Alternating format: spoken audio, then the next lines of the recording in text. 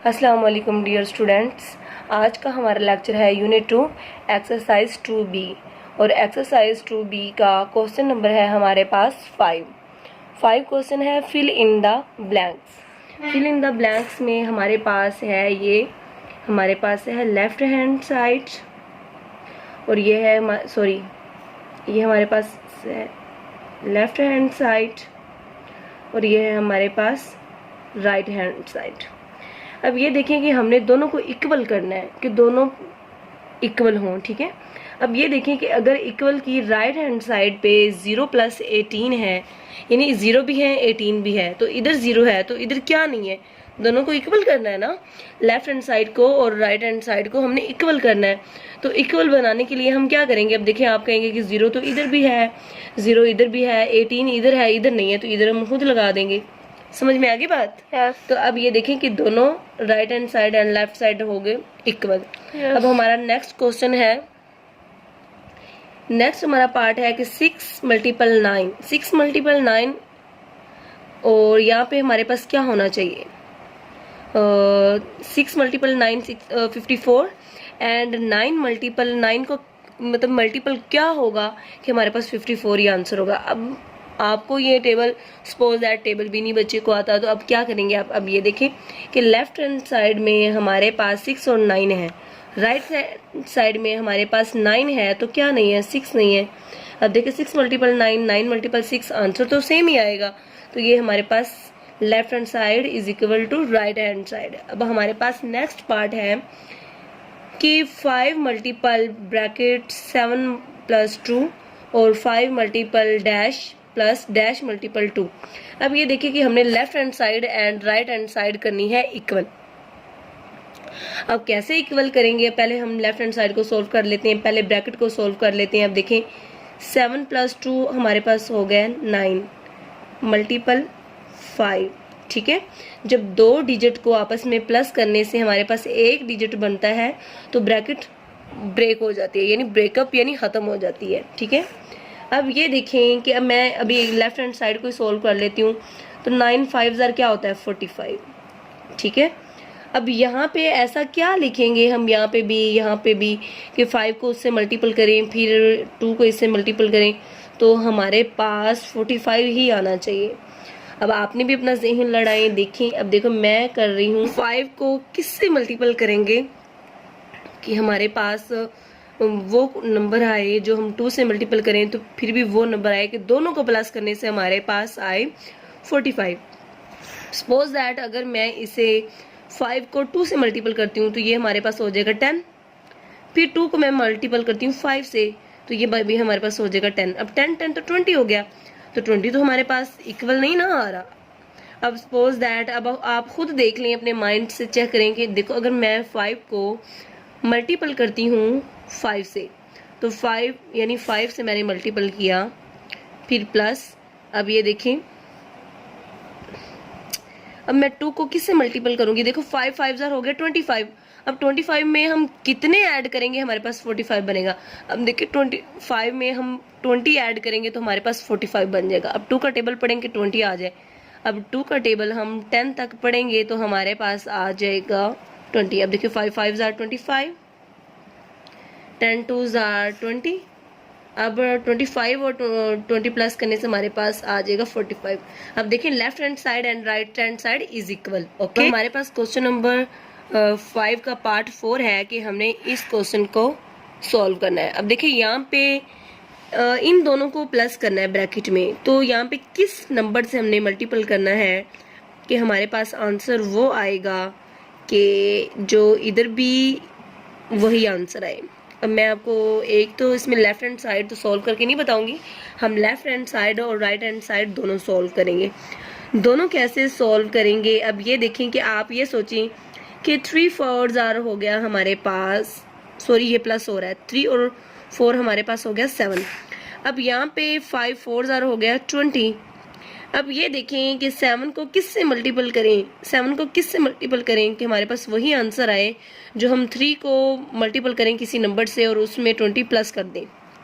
क्योंकि ये देखें ना बेटा कि ये ब्रैकेट भी मल्टीपल हो रही है, ये ब्रैकेट भी मल्टीपल हो रही है, मल्टीपल हो रही है, बट दोनों का आंसर आएगा, उन दोनों को प्लस करने से हमारे पास वो आंसर आए जो हम इस ब्रैकेट को प्लस करने से जिस नंबर से मल्टीपल करेंगे तो आंसर आएगा। अब ये देखें, ये थोड़ा सा क्वेश्चन है, आप माइंड अपने को यूज करें। अब ये देखें, सपोज दैट अगर मैं 3 को 3 से मल्टीपल करती हूँ तो ये आएगा 9। अब 9 और 20 क्या हो जाएगा, 29। तो क्या 7 को किसी टेबल पढ़ें क्या 29 आ जाएगा, नहीं आएगा। अब यहाँ पे अगर मैं करूँ 4 तो 3 4 12, 12 और 20 क्या हो जाएगा, 32। अब देखें यहाँ पे 7 का टेबल पढ़ें, किसी टेबल पढ़ें, क्या 32 आ जाएगा, नहीं ना आएगा। अब देखो मैंने किया है वो ये देखें कि अगर मैं 3 को 5 से मल्टीपल करती हूँ, ये देखें 5 3 are 15, 5 4 are 20। अब ये प्लस हो रहे थे ना, ये एक ब्रैकेट अलग है, ये एक अलग ब्रैकेट है, इन दोनों को प्लस किया मैंने, इन दोनों को मल्टीपल किया तो भी प्लस करना है। अब देखिए 3 और 4 हमारे पास हो रहा है प्लस, अब ये 7 हो गया मल्टीपल, अभी ये डैश हमने लगानी है। अब ये देखो 15 और हो गया 35। अब देखो 7 का टेबल हम कहाँ तक पढ़ेंगे कि हमारे पास 35 आ जाए। अब आप सबको भी पता है कि 7 का टेबल 5 तक पढ़ेंगे तो हमारे पास आ जाएगा 35। हो गया left hand side and right hand side. अब हमारे पास क्वेश्चन नंबर 5 है कि हमारे पास जो राइट हैंड साइड है वो 6 है, तो left hand side 6 and dash है। अब देखो हम 6 को किससे मल्टीपल करेंगे कि हमारा, अब इधर तो हमारे पास है ही 6, अब इधर भी 6 आना चाहिए। तो आप सबको पता है कि अगर हम 6 को 1 से मल्टीपल करेंगे तो हमारे पास 6 ही आएगा। Left hand side right hand side equal हो गया। अब ये देखिए हमारे पास जो सेकंड क्वेश्चन है उसके बाद अब लेफ्ट हैंड साइड जो हमारे राइट हैंड साइड है वो 5 है। अब 5 में ऐसा क्या डिजिट प्लस करें कि हमारे पास 5 आए। अब सबको पता है कि 0 किसी भी चीज में प्लस करें तो कोई फर्क नहीं पड़ता। अब 5 को 0 में प्लस करेंगे तो हमारे पास आंसर 5 ही आएगा। अब हो गया left hand side right hand side equal. अब हमारे पास है 7 वाला पार्ट है जो इसका वो ये है कि किसको डिवाइड करना है हमने, यानी कि किस डिजिट को 10 पे डिवाइड करेंगे तो हमारे पास आंसर आएगा।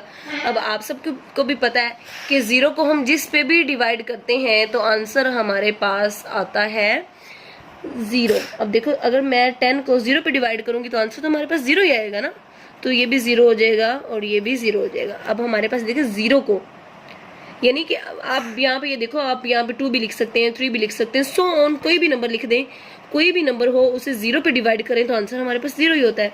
अगर आप 0 भी लिख देंगे तो ऑल राइट, बट मैं यहाँ पे लिख रही हूँ 15। आपकी अपनी मर्जी है, आप 10 लिख लें, 20 लिख लें, 50, बस इस क्वेश्चन में और किसी क्वेश्चन में नहीं लिखना।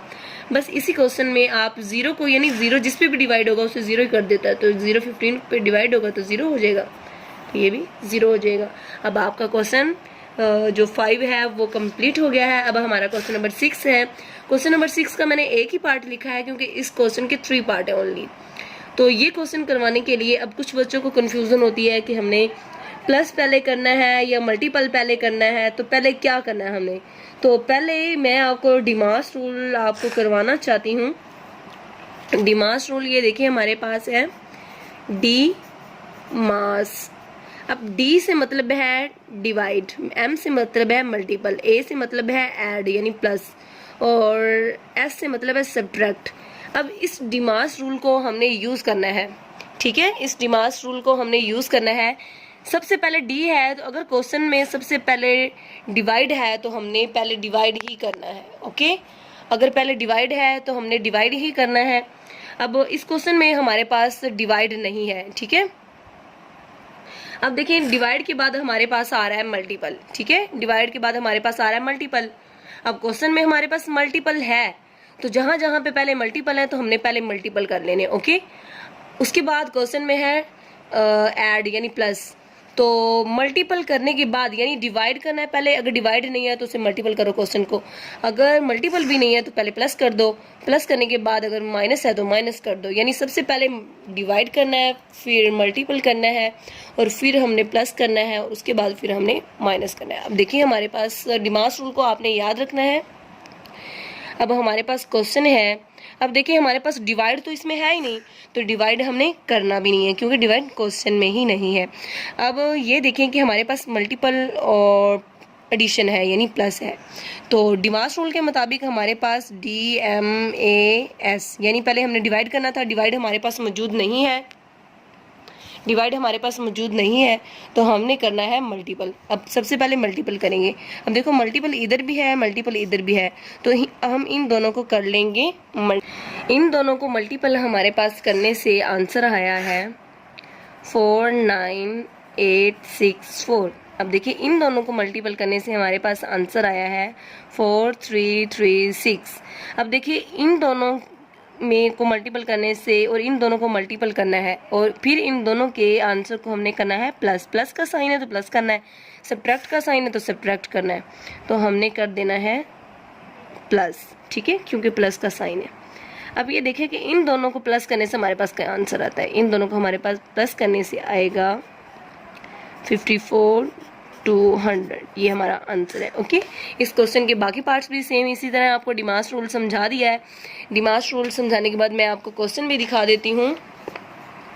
ये देखिए हमारे पास क्वेश्चन है, ये मैंने पार्ट 1 कराया आपको, उसके बाद पार्ट 2 में भी है कि यहाँ पे भी मल्टीपल करना है और यहाँ पे भी मल्टीपल करना है। जो इन दोनों का आंसर आएगा उन्हें प्लस कर देना है, आंसर वही सेम। फर्स्ट क्वेश्चन का मेथड यूज़ हो रहा है और क्वेश्चन 2 जो इसका 2 है, सॉरी थर्ड में ऐसे यूज़ हो रहा है, और जो 2 वाला है उसमें अब देखिए इसमें भी मल्टीपल और आ गया है प्लस। अब आपको पता है डिमास रूल के मुताबिक पहले डी मास में पहले डिवाइड नहीं है तो उसके बाद डी मास, एम आ गया तो मल्टीपल। अब मल्टीपल करना है माँ यानी ए, तो ए के बाद हमारे पास एडिशन, पहले इन दोनों को मल्टीपल करेंगे फिर जो आंसर आएगा उसमें इसे प्लस कर देंगे। अब देखिए ये भी हमारे पास क्वेश्चन नंबर 7 है। क्वेश्चन नंबर 7 है state whether the following are true और फॉल्स। हमने बताना है कि ट्रू और फॉल्स हैं या नहीं।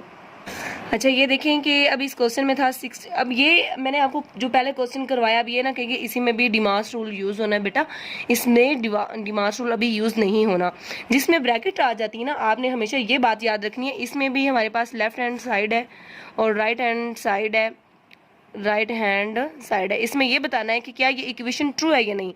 अगर लेफ्ट हैंड साइड और राइट हैंड साइड इक्वल हैं तो ये इक्वेशन ट्रू है, अगर लेफ्ट हैंड साइड और राइट हैंड साइड इक्वल नहीं है तो ये इक्वेशन भी ट्रू नहीं है। अब ये देखें कि हमने पहले ब्रैकेट सॉल्व करनी है। ब्रैकेट वाले क्वेश्चन अगर आ जाते हैं तो सबसे पहले हमेशा हमने ब्रैकेट ही सॉल्व करनी होती है। तो ब्रैकेट, अब देखिए ब्रैकेट में भी प्लस माइनस डिवाइड होता है। अगर सपोज दैट ब्रैकेट में प्लस भी आ जाए, माइनस भी आ जाए, डिवाइड भी आ जाए, तो सबसे पहले आपने डिवाइड करना है। डिवाइड के बाद अगर ब्रैकेट के अंदर मल्टीपल है तो मल्टीपल करना है ब्रैकेट डिवाइड के बाद। अगर मल्टीपल के बाद ऐड है तो ऐड करना है, अदरवाइज नहीं है तो सब्ट्रैक्ट है तो सब्ट्रैक्ट कर लो, अगर वो भी नहीं है तो इट्स ओके। आई होप आपको समझ आ गई होगी। अब देखिए मैं पहले ब्रैकेट सॉल्व करूंगी।